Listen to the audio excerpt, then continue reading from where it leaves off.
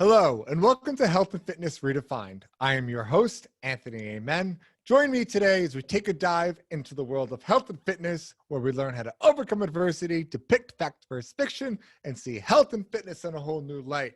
Today, we have a special guest on the show. It's actually a friend of a friend. Her name is Brie, and she is a Celiac Health Coach. Welcome to the show, Brie. Thank you for having me on. Super excited to have you in here. Talk a little about Celiac disease. I know we did another one a while back, a little different, but we're going to try to take this episode in a little bit of a different direction because why not? So why don't you, to start, just tell everyone a little bit about yourself, why you decided to become a Celiac Health Coach, and let's learn all about Brie. So obviously my name's Brie. You know that part by now. So I became a Celiac Health Coach just to really help people like myself, because I wish I had someone like me when I was diagnosed. So something that I've actually never told any of my followers on Instagram that I decided I'm going to do today is, when people usually ask me like when I was diagnosed, I say 2019 because I was diagnosed in 2019, but I was also diagnosed in 2016.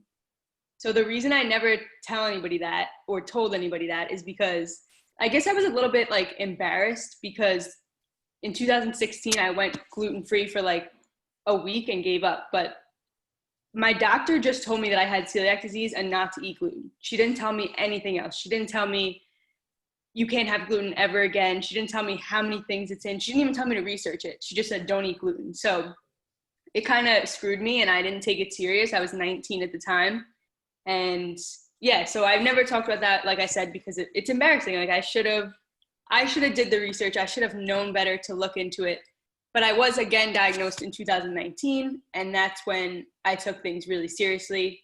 And I just took control of mostly my, obviously, food, because that's the biggest part of having celiac, but also my mental health. So that was a big thing for me, is my mental health was not the best. And after just living a better lifestyle, a healthier lifestyle, a more natural lifestyle, my mental health is way better, and my symptoms for celiac have basically diminished. Let's talk about 2016, because I like that. You brought that up a little bit. Why do you feel, I mean, basically the question is like, if you hear an answer from a physician, hey, you have this, why wasn't it taken seriously? What do you think could have been done differently? And was it just your age, or was it just not caring? What do you think was the overall synopsis behind not really doing anything about it back then? So I think I really wish that my doctor would have given me more guidance rather than just telling me, don't eat gluten. All right, I'll see you later. But I can't even blame it on her. It's partially, it's my fault, because I was young and I didn't really care. And I was just like, whatever, like I'll just not eat gluten sometimes. And yeah, really, it was my fault that I didn't stick with it. I did it for a little while, like I said, but I didn't know the seriousness of it, and I never looked into it. So it's more of just naiveness. And this is something that I love talking about on the show is, as everyone knows personally, when you go to a doctor because you want an answer, and everyone just thinks like they're know-it-alls, they can help me through A, B, C, D, E. But the answer is no. It's to us to take responsibility, like you said, to go off of what they said and really take control of your own life. When I'm sitting in a doctor's chair and the doctor tells me he's a physician, not a magician, and tells me to get the hell out of his office, like that's the kind of explanation you kind of look dumbfounded, and you're like, well, you're a doctor, and it's correlated to, hey, they have a white coat on, they're smarter than me. But I really don't think that's the case. I think everyone's smart in their own ways, but it's learning how to take action, information from different people and applying it differently in your life. So I really like that. So what, throughout those 3 years, because you got a big gap in there, what was going on mentally with you? Like you said, you ate gluten-free for a week and then you went back to it. Were you like, oh shit, I don't feel good again? Or what was that like? So I should also mention that I forgot is that in 2016, my symptoms were a lot different than they were in 2019. So I didn't have any stomach pain, any bloating, none of that in 2016. Really, it just made me fatigued, but at the same time, I was working 70 hours a week. So I was like, is this really from celiac, or is this just me overworking myself? But so in 2019, my symptoms were a lot different. I forgot your question, to be honest.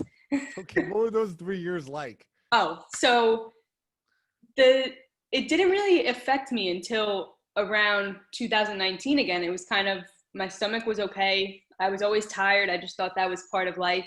But yeah, my mental health definitely wasn't great, but it kind of has never been great since I was younger. And it's just something that I thought I had to live with. Like, okay, I'm just an angry person, or I'm just a sad person. That's it. I got to live with this. But I realized that I don't have to.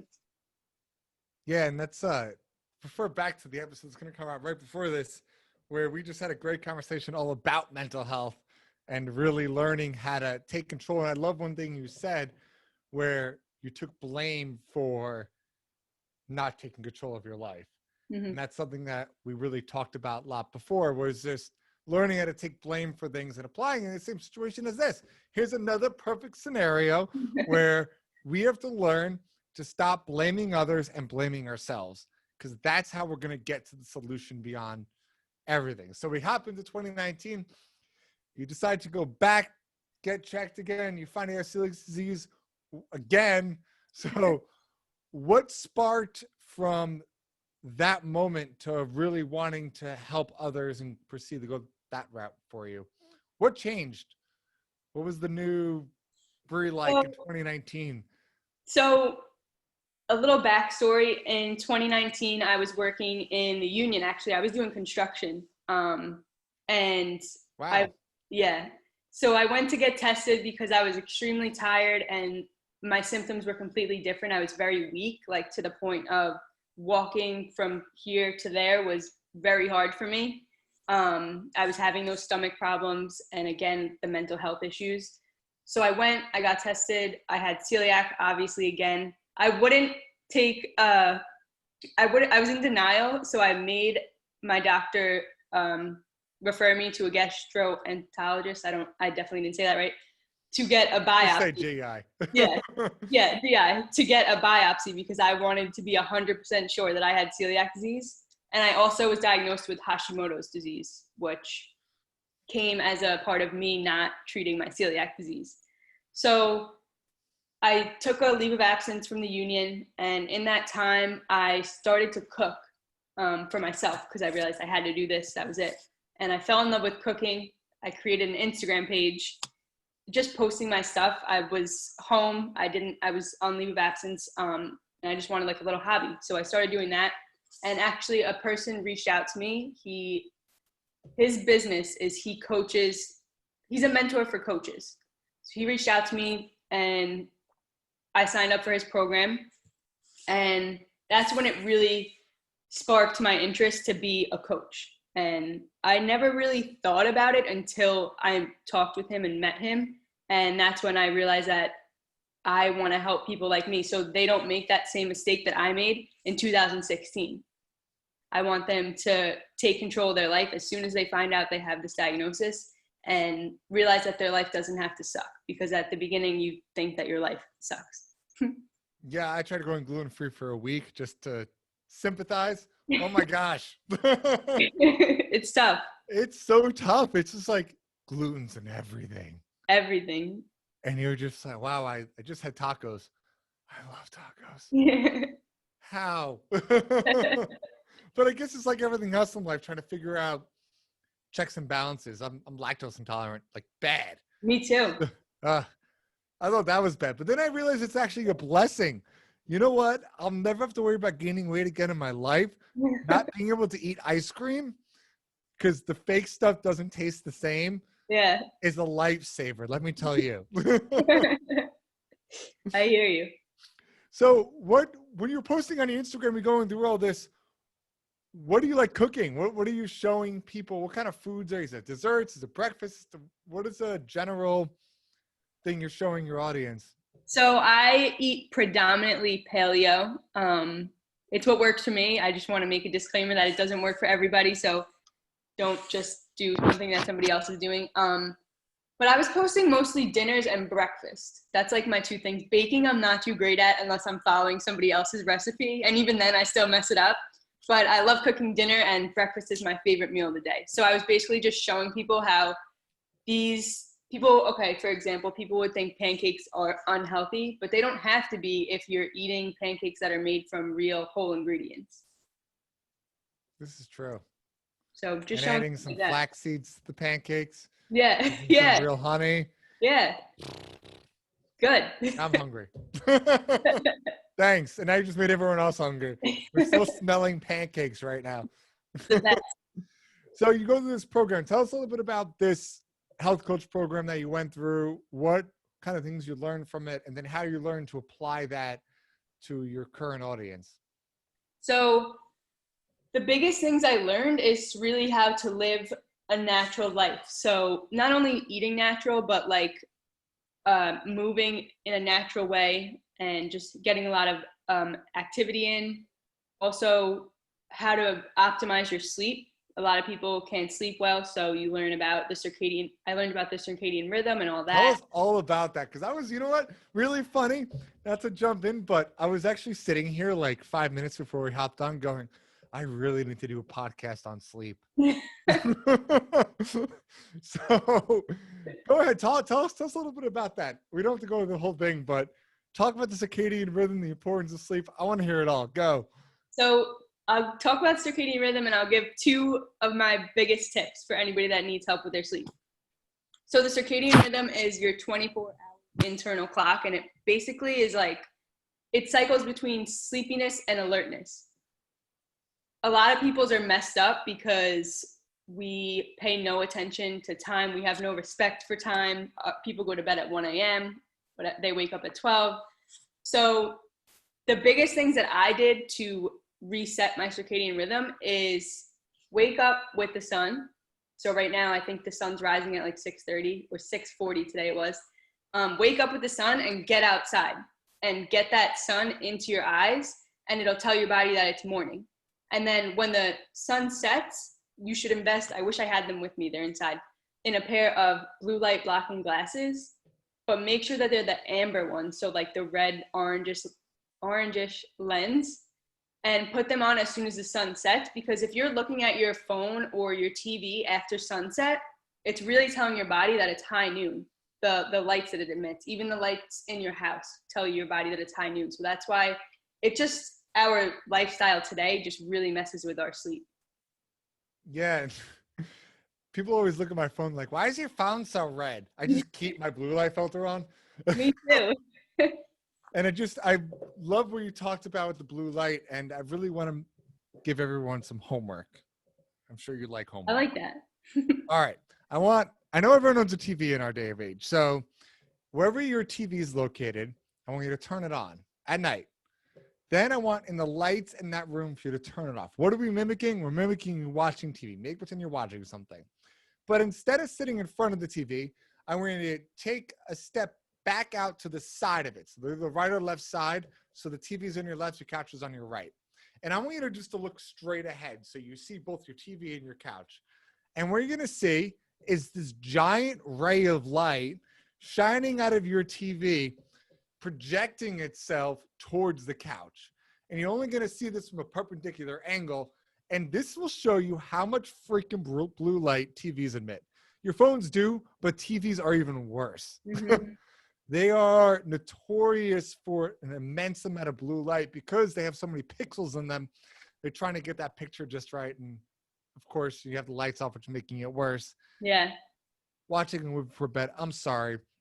Let me talk about this because I was literally thinking about this. People tell me they watch TV to fall asleep. Mm-hmm. I get that all the time.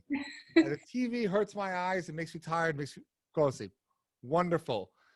Watching TV does not prevent you from falling asleep. Watching TV doesn't make your body go into stage, I think it's 4 of sleepiness, where you get deep RNA sleep. Yeah. That's where you're really going to recover. What's going to happen is you're going to call yourself a light sleeper. And you hear these people all the times. I'm a light sleeper. I wake up to any noise. That's because you're not in REM sleep. You're not really in the restful recovery, and you're going to wake up, even though you slept 8 hours, you're going to wake up tired because you're not hitting that. It's very similar to sleep apnea. So sleep apnea does this by stopping you from breathing and obstructing your breath. So your body doesn't get enough oxygen, it wakes itself up. You don't feel it. You don't wake up going, I can't breathe. No, you just literally just, that's like so subtle, but it's getting you out of that REM sleep where you need to be, and you're in that light sleep mode. I think it's important to distinguish that and to shut down everyone that tells me that they watch TV and it makes them tired, because it is such BS.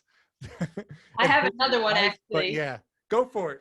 People always say that when they drink, they have the best sleep, but the truth is, it's just like the TV. You're having a lot more of a disrupted sleep, and you're not getting into that deep recovery sleep. You're just really in the light stage. So you're going to wake up and you feel more tired. Even though you pass out in like half a second, you're still not getting good sleep. That's true. I know me, like, I don't drink anymore really, but when I do and I decide to have more than a beer, which is hard for me nowadays, but it's like, I feel like shit for 3 days. Feel it, especially in the gym. Like after day 1 of hangover, you feel it this day to day, but day 2 and 3, which we were like, you don't get 3 day hangovers because you don't work out. And you're trying to lift weights even 3 days after a binge night. It's like, wow, this is hard. And your muscles are burning and they just don't feel like yourself because of drinking. And that was 3 days ago. Yeah. So, like I said, 500 side topics going into this. I know. But continue. Let's bring it back to the health coaching. So you learned about sleep. What else did you guys learn about people's lives, and how do you apply it? So I also learned about the movement aspect and mindset. So the way I apply it to my clients is I teach them what they need to do in order to live optimally. So obviously my clients are going to have celiac disease, and I'm going to show them things that they can eat and all of that. But I'm also going to show them how, when they heal their gut from celiac disease, it's also going to like trickle down into them getting better night's sleep. It's going to, they're going to have a better mindset. They're not going to have anxiety or depression from the conflict in their gut. And with all of that, they're also going to be more motivated to go out and live actively. So I know you are a gym owner. I don't necessarily teach people how to lift weights and stuff like that, but I teach them the basics of everyday movement. This way, when they want to get into that stage of hitting the gym and lifting weights, they have like their, I guess it would be baseline movement down. You know, they're walking with a good stride. They can run with a good stride. They're doing all this stuff before they get into the gym, and they just start squatting 200 pounds and get hurt. Yeah, which is what you don't want to do. Yeah, don't do that. As much as I love people going hard, please don't do it if you've never exercised before. We need to learn basic movements first. Like you were saying, it's really important to get the foundation down. Before you build the house. Don't just build the second floor before you get the foundation in the ground, please. Shout out to everyone that does that. But yeah, so now you're a Celiac Health Coach. You're pushing your material out online. I want to talk about something that's pretty controversial with you, and I think this is the right way to take this. So I like what you're doing because you're helping people who have celiac disease, which don't eat gluten. Let's be real. Definitely don't. And I love how you're taking an all-inclusive approach to this. But the question I want to ask is, how do you feel about people who don't have celiac disease and still claim that people need to eat gluten-free? Do you feel there's validity to it? Do you feel like there isn't? Are you just jealous? I would be. But talk to me a little about that.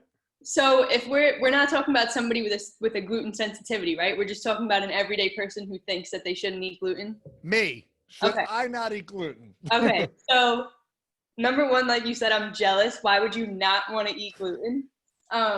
But number two, I think the thing is, a lot of people think that going gluten-free is healthier for them.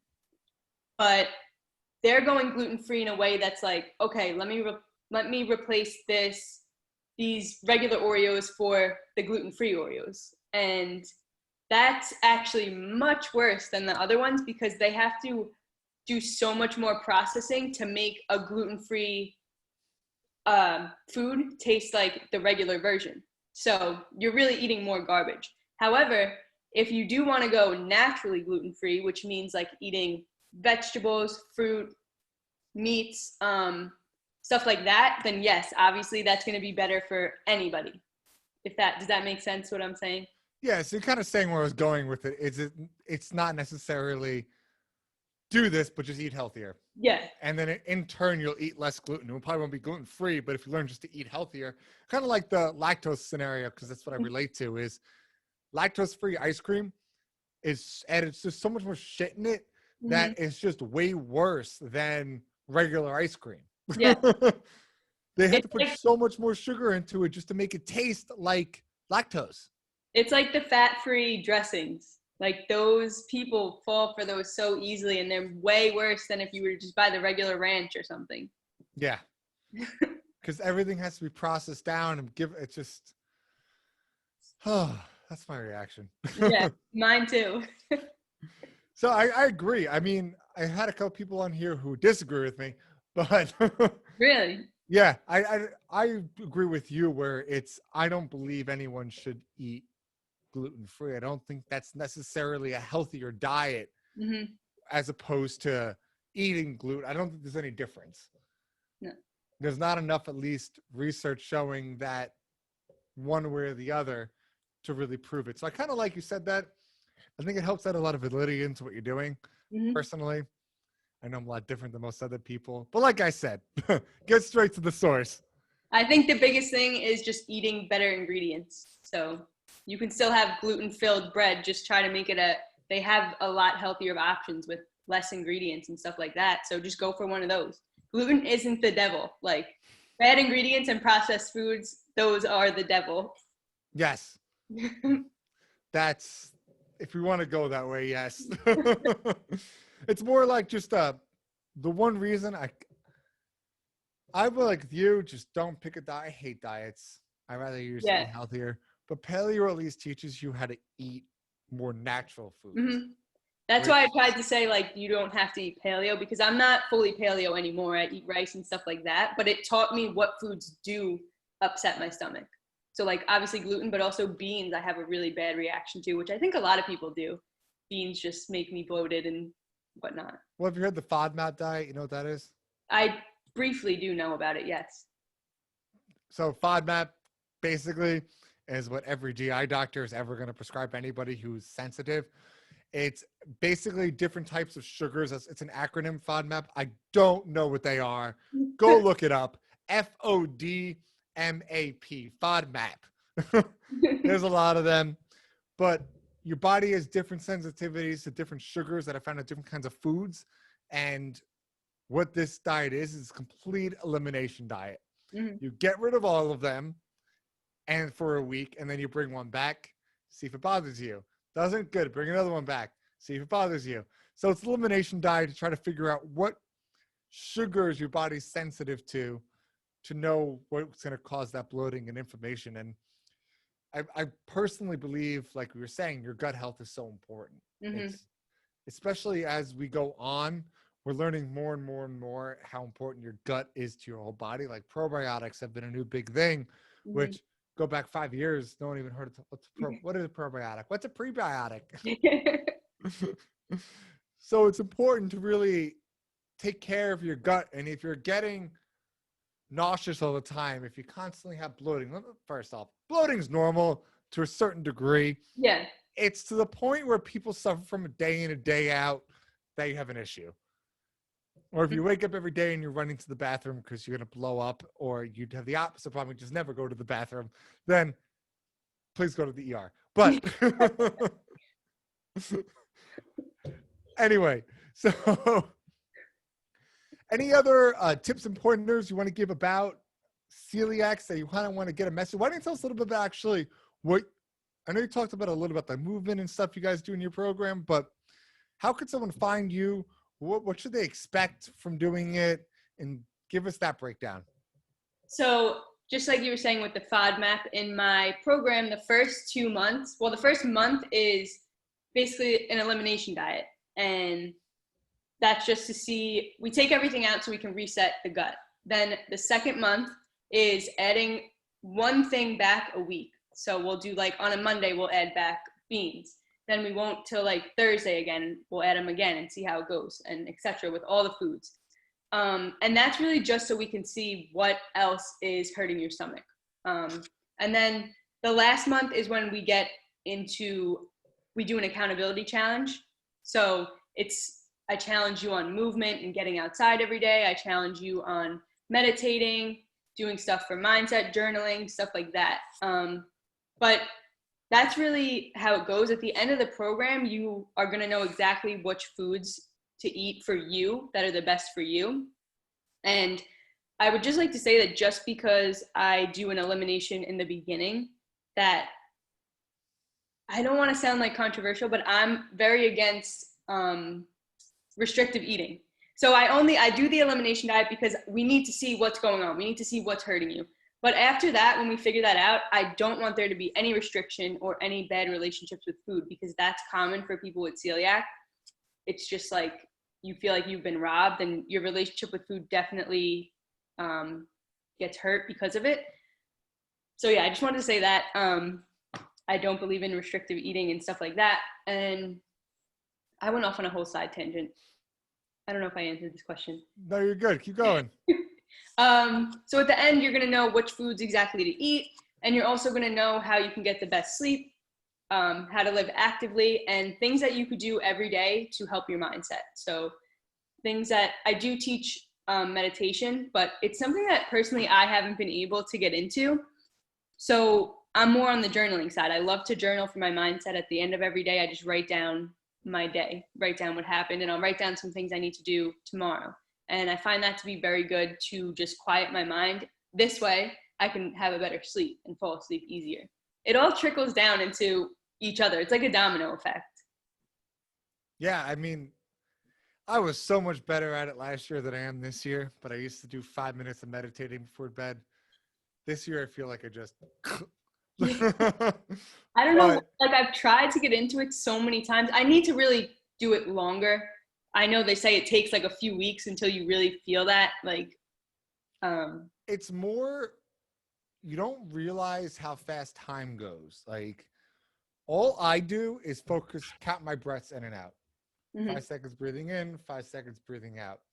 And what I think is 30 seconds, sometimes I open my eyes and it's like 15, 20 minutes. And I'm just like that daydreaming. Like, you don't realize that you feel like you're awake, but time goes by really quick. A great example, which if you ever take a nap in the middle of the afternoon and you hear everything around you and you think you're not resting, and then you open your eyes and it's an hour later. Yep. That's kind of what meditating is. It's, you hear everything around you. You're not asleep, but you're just in that zone trance where it's, you lose time is nothing. It doesn't matter. That's a good idea though, the just breathing in 5 seconds, out 5 seconds, because I've tried the guided ones where somebody's like talking, and that I just can't get into. I don't know, but I feel like the breathing I could definitely do and lose track of time. Great tip for exercisers out there, the people that like pushing themselves to the limit. Most of exercising is mental, not physical. So my planks, which the reason they're as high as they are is because of that.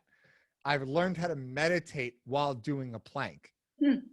So I can get that 5-6 minute mark. That's crazy. Because I ain't awake for 2.5 minutes of it. Of course, eventually your body's shaking so much in convulsions that you wake up out of it, and then I'm like, ah! But you learn how to push yourself to that next limit. It's kind of, God, my trainers hate me, but when we do our challenges here, and we do wall sit challenges and plank challenges where I'll lie about the stopwatch. I'll keep saying there's like 20 seconds. 20 seconds left. Or you're 15 seconds left. That's it. Even though I go like 45. And they get so much longer with that than they would if they're doing it on their own because they learn to give up quicker. And Mm-hmm. it's the same thing with everything. It's a lot more mental than you think it is. It's a lot more mental to eat healthier than you think it is. It's a lot more mental to sleep better than you think it is. Mm-hmm. Your brain controls your body. Your body doesn't control your brain. Mm-hmm. And something that's very important to think about. Everything comes from up here, not anywhere else. And it's your brain that makes that connection to learn how to take care of your gut, how to eat healthier, how to make a decision doing this. And it's a constant fight between your frontal cortex and your animalistic brain. They're constantly battling each other. Like, no, I want to do this. No, I want to do this. No, I want to do this. And you're just constantly getting that argument in your head with like the two little devils on your, the angel and the devil. That's basically what this is. It's constantly going on in your brain, which is why I love that little thing when they're like, hey, no, do this. No, do this.